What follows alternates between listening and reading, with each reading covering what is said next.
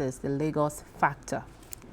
And joining us via Zoom is Dr. Kola Iwedairo. He is a researcher and a lecturer at the Royal Melbourne Institute of Technology, all the way from Australia, to help us understand the dynamics of Lagos urban crisis and explore sustainable pathways towards a livable megacity. You're welcome, Doctor. Dr. Kola? Yes, you're welcome. Thank you very much for having me on the program. It's a pleasure. Yeah, I can hear you. Thank you for having me on your program. I think it's a pleasure talking to you people right there in Nigeria. A pleasure to have you join us here. Okay, to set the stage now, looking at the urban crisis, the Lagos factor, how would you define what urban crisis really means? Yeah, to me, urban crisis all over the world happens to be a little bit similar. But when we talk specifically about Lagos, we are talking about crisis in terms of rapid population growth, driven by both rural and urban migration, natural births in a part of the world. You can talk of congestion in terms of traffic.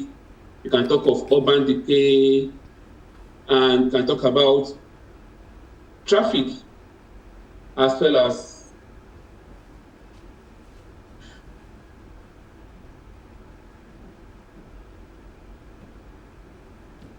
Dr. Kola, can you hear us? Yeah, can you hear me? I can hear you. Okay, I can hear you. I'm back. Okay. Yeah. So we can talk of population growth driven by both rural and urban migration, natural births. We can talk of congestion resulting from high population density. We can talk about planning problems. We can talk about building collapse. We can talk about flooding, fire, and all these are urban crises that we can say relates particularly to Lagos and particularly to the most developing countries of the world. Flooding particularly is a very great crisis, and yeah, these are the problems we have to be able to mitigate and solve these problems for us to live a sustainable life and be able to achieve the requirements of the World Habitat Day as we celebrate today. Oh, all right. You have just clearly stated the key indicators, relating to urban crisis. But now let's look at a city like Lagos. Lagos is unique. Lagos is peculiar. And then we have, like you mentioned, population growth is one of the key indicators of urban crisis. Now let's look at how that is also affecting infrastructure here in Lagos. Yeah, when we look at Lagos State, where we have approximately 17 to 21 million people in an environment of about 1,200 square kilometers, that will be more of a capacity problem. And when you look at that in the realm of Lagos, you can see that there is a great crisis, in which case we have people living in about 60% of people in Lagos living in undocumented settlements, and we have issues like infrastructure problem, urban planning problem, weak enforcement of urban policies. We talk about fragmentation of institutional network. All these are crises that you can say is peculiar to Lagos, to my understanding. All right, still talking about population, we cannot talk about this and not also mention housing, which is one of the, key indicators as well of urban crisis for a city like Lagos, where you have a lot of people trooping in on a daily basis. I'm going to cite two incidences that happened here in Lagos. There was a time that around Dolphin Estate on the island here in Lagos, there was a time that you had a landlord who was living under the bridge, who had people living under the bridge, and he was collecting rent. And there was also another issue of cattle rearers who were rearing their cattle under the bridge. And these are also issues that are pointing towards housing deficits. And what more would you expect the government to do to address these challenges? Yeah, in Lagos particularly, I think the issue of housing is a very great problem. And yeah, the issue of people living under the bridge and people living in houses that are densely populated, living in an environment that's not that hygienic, are issues that are peculiar to Lagos, with my understanding. In this instance, I think that one thing we all know is we need to start from having a good data, and government need to be able to generate, to be able to have the data that we can rely on. We're going to solve housing crisis. We need a population base to have this good understanding. In most cases, what we talk particularly when we talk about population of Lagos, you and I know that we speculate. We talk of between 70 million to 22 million. Some people that even put it to be 23 million. So how do we know people to provide housing for? How many people do you think can provide housing for? We don't know the number. In which case, you don't have the data to work on. So the government needs to get the data right, and from there we can then start to plan for the number of people that we need to house. How many land we need to release? In Lagos, for example, according to some statistics, there are over 60% of people living on settlements that are not well defined. So how will government be able to solve this problem if there is no data to work on? So the first thing is to be able to have this data, know the number of people that need this housing, and from there all other things can then fall into place. All right, you have clearly stated that collating data can be one way, out of this challenge. I also want us to look at this. Is there a relationship or a thin line between unemployment, poverty, and urban crisis? Okay, when we talk of unemployment, we can as well talk of underemployment. In this instance, there are people, unemployment can be an indicator of this problem. However, the population, okay, when we talk of unemployment, for example, how many people are we talking about? Are we talking about people who are graduates that are not employed, or are we talking about people that are underemployed? You have the capacity to work 5 hours, but you are able to work only 2 hours. That is also an indication that needs to be addressed, and that's a challenge that we can associate with urban crisis. People daily, about 60,000, from statistics, there are about 30,000, there are about 6,000 people that said to move to Lagos every year. And all these people need to be housed. Many of them are not coming in with opportunity to be employed. They are not employable. For instance, there are people that are not employable, and when someone is not employable, then it's constituting a nuisance into the society, and this will be a problem, a crisis that needs to be addressed. All right, you touched on traffic at the point where you were responding to my question, and let's talk about transport and traffic management. How would you rate the government's effort in tackling urban crisis with the government's investment in the rail, waterways, and BRT systems here in Lagos?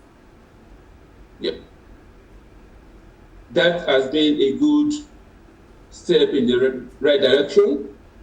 I have people that live in Lagos that are telling me now that they now travel to Abeokuta, where I originally come from, by train, which is a very good development. This is one would need it be a good thing to acknowledge this effort of the government in terms of the rail movement across Lagos, for example, and across the surrounding states like Ogun State, for instance.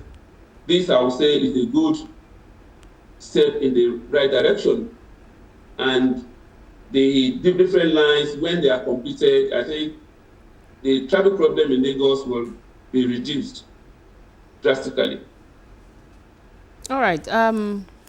We've talked about what the government has done or what the government is still doing. On the part of the people, citizens, now, how can they be involved, more involved also in assisting the government to address urban crisis? It's a little bit difficult for the residents. In Nigeria, for example, all of us is looking for government to do one thing or the other. And looking at the Nigerian setting, I think the populace should be able to participate in reducing this crisis with government by being able to take matters into their hand, respect the existing regulations, and being able to perform their civic duties. For example, building without a planning permit should be a no-no, because most of these buildings are developed in an area that could result into other crises. People building along water channels, blocking drainages, all this on the part of the populace should be stopped so that they'll be able to complement the efforts of the government in reducing or in taking care of these urban crises that we can talk of. So, and again, the populace has the capacity to make sure the effort of government is supported in all ways as might be required. All right. You're in Australia and we are here in Nigeria, Lagos, Nigeria. Okay. You know, like I said before, Lagos is a unique city. What lessons do you think that Lagos can learn from other countries who have been able to, tackle urban crisis and are excelling right now? I always say there's no place like Lagos, and there's no two Lagos. Lagos is peculiar all over the world. One thing I've learned after arriving in Australia is the issue of public transport. And this is one thing that has been one of the difference between Lagos and other parts of the world. I have a friend that was talking with his colleagues, talking about is Lagos State having that huge population without proper public transportation, and the friend was saying it's not possible to live in such a population without a proper public transport. So one thing I've seen over with my experience in Australia is, in Melbourne particularly, is that the public transport is working well, and that has reduced some. That has been able to reduce the effect of movements on the road. But despite that, we still have some problems here and there in terms of transportation. But at the same time, the use of public transport should be given priority. And with that, the issue of traffic will reduce. And again, when it comes to the issue of flooding that we normally experience in Lagos, there are areas that are clearly dedicated, that are areas that are well defined, and there are people, there are areas that are defined, well coordinated, so that when the issue of flooding comes to be, the flooding is well directed and does not result into loss of life. There are enough warnings. There are enough warnings for people to be able to evacuate before such flooding comes in. So the issue that I can identify is in terms of public transport that works well in most developing countries and in Melbourne, for example, as well as the issue of how flooding is being handled, that I've seen to be something that is different from the way it's being managed in Lagos, for example. All right. And Okay.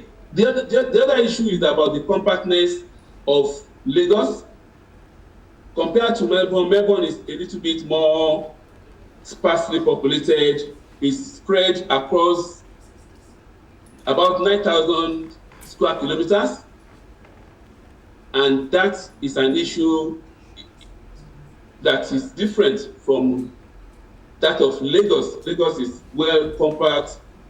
In that space of 9,000 square meters, the overall population of metropolitan Melbourne is about 5.3 million. You can see that difference in terms of population density of Melbourne, for example, compared to that of Lagos. All right. I'll still take you back to when I asked what the people can do to also support government. And that would be the question of, because you said something while you were responding to the question that the people have to obey the laws that have been put in place. But again, if people are not aware of these laws, I mean, you have to know something to do something. And so that would lead me to the question of how important is education and community engagement in solving these urban challenges? Yeah, for the government to be able to solve these challenges, there is the need to take the people on the grassroots along. The issue of community consultation, discussion with stakeholders are also important. So in other words, what we said about education, educating the people, providing the necessary information for the people is very important. For example, if a decision is taken by government without proper consultation, such decision is not likely to be successful once people are not aware of the process of coming to that decision. For example, in Melbourne, where I stayed, planning has great influence on everything that happens. And the planning scheme of Melbourne City Council, for example, of any council, for instance, in Melbourne, is available online. You can just Google any council and see the type of development that they are looking for, the direction of the development, what the people are to do. So in that instance, when there is no information, there is less the populace can do. So adequate information, discussion with stakeholders, consultation with stakeholders are very important aspects of taking care of the crisis and being able to manage the crisis. So importantly, education is important, consultation with stakeholders is important, openness of decision guidelines is also important. If, for example, in Melbourne, before you lodge an application for a planning permit, you know what the council is looking for. So you are able to supply all the information because the planning scheme states what is going to be considered when your application is to be determined. That I don't think is still available in Nigeria and particularly in Lagos. That will limit, when such is not available, that will limit the efforts of the populace and the contribution of the populace to managing such urban crises as in Lagos, for example. Oh, there are agencies who handle this. There are agencies who handle this. It's just on the part of the people who do not do their due diligence. Okay, for instance, yeah, I'm not sure if that is the case. For example, I can put Lagos State, if I put Lagos State in, if I search for Lagos State, for example, what will come to me will be, I will see Loma, I will see all the agencies. But what, if I want to lodge a planning permit, for example, for a double-story building, what are the documents that I need to provide? I cannot see that online. Oh, well. Except that's available elsewhere for me to look at. Okay. Okay. I'm not sure if that is, if such information is available online. I want to develop a multi-story dwelling.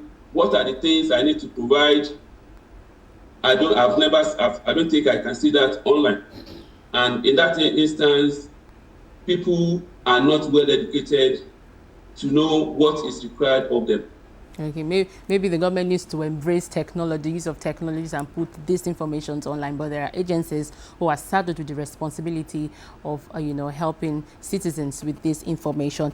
Still talking about education, engagement with stakeholders. There are also issues. Let's look at the environmental degradation now and how it links also to urban crisis.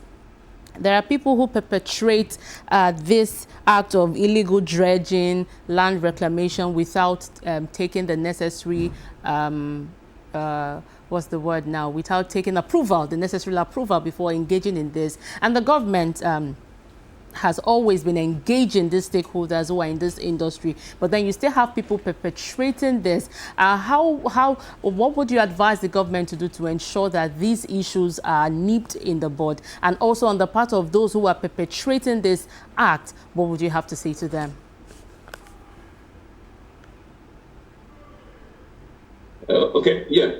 Thank you for that question. And yeah, I think I've been looking for that question. I think in our case, in Nigeria, the only thing we understand is enforcement.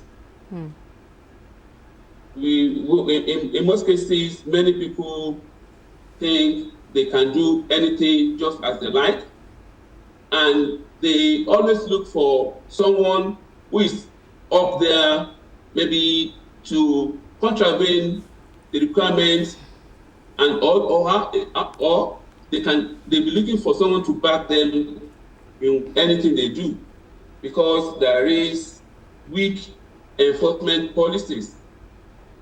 If there are good enforcement policies, if the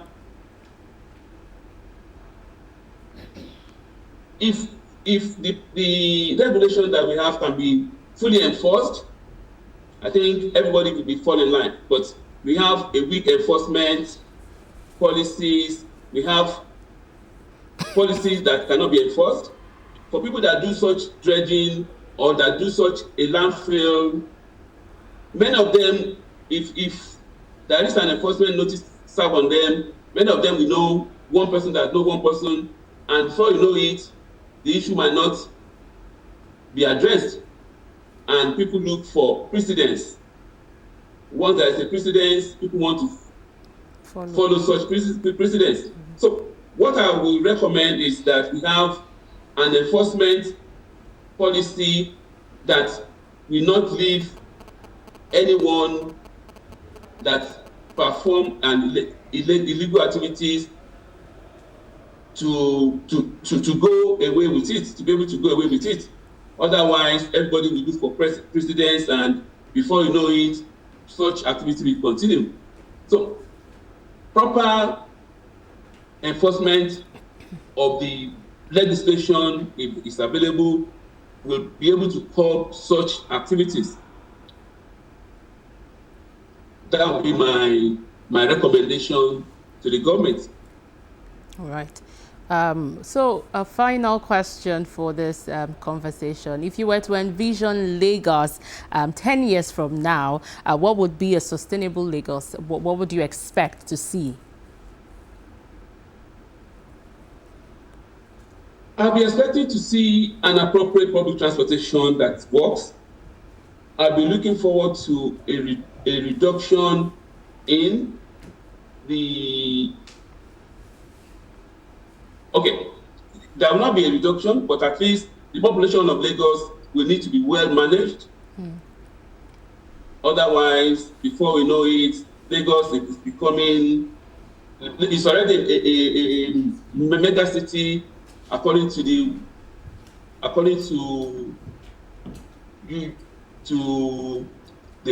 definition we can talk of when we talk of mega cities. Lagos is already a mega city, but I'll be looking for a population that is well managed, with adequate infrastructure, with people that are looking forward to wake up each day and go to their workplace without any form of fear of coming back home. Because when you talk of going to work and there is a fire, where there is no fire escape, that I will not want to see that in the next 10 years in Lagos. So, and again, I want to see a well coordination of all government parastatals that will be well coordinated, that will not be competing, but rather that will be collaborating, being able to share their data, not holding data. That will be Lagos I want to see in the next 10 years. We must thank you, Dr. Kola Iwedairo, for your recommendations and your insights on addressing urban crisis, the Lagos factor. He is a researcher and lecturer at Royal Melbourne Institute of Technology in Australia. Thank you so much for your time on the conversation, Doctor. Urban growth is inevitable, but chaos is not, especially for a city like Lagos, that it is believed that once you step in, you succeed. And so you would always have people trooping into the state. But again, we must give it to the state government, who is trying, doing the possible best to ensure that the population in Lagos are catered for with the construction of roads, providing infrastructure, healthcare system, just to ensure that Lagos residents live comfortably. Thank you again, Doctor, for your time on the conversation. The program continues shortly. The program continues shortly. Stay with us.